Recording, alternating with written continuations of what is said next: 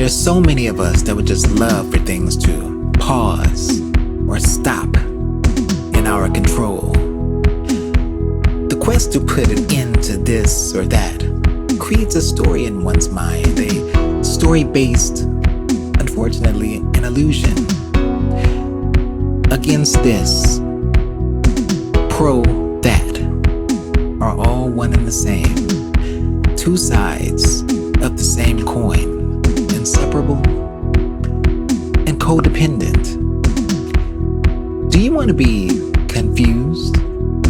Do you want to feel stressed out all the time, nervous all the time, angry all the time? Simply subscribe to the notion that everyone must think the same way, that everyone must do the same thing, that everyone has to live the same way.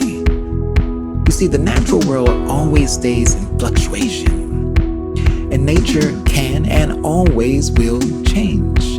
No one has ever and ever will put a halt to that fact.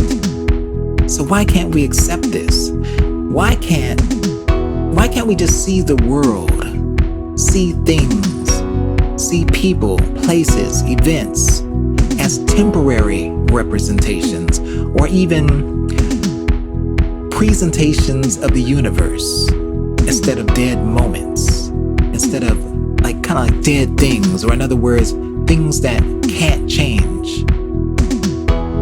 In this moment, everything is changing, everything is moving, everything is circulating. See, the egoic mind, our ego's love of control, well, it draws us to an ideal of permanence. But peace of mind requires variety and association with others. A healthy body consists in circulation, motion, maintenance, dedication to one way of thinking.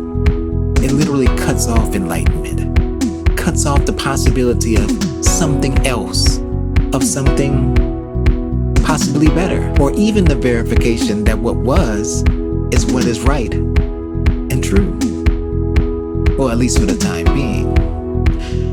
Many who refuse to open their mind end up living life imprisoned by their own thoughts, only able to associate with those who share the same, well, I'll call it mental prison cell, humoring each other, pretending not to feel as miserable as they do.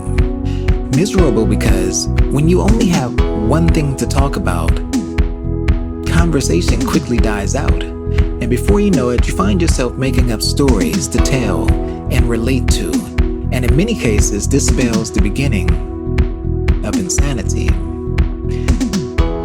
Naturally, we need change of objects. Ever have a favorite meal? Imagine being forced to eat that same meal all day, every day. Obviously, you'll grow tired of it. Have you ever bought a new item, a new car or something? It seems like the best thing in the world for a time. Then gradually you begin to see it and don't see it.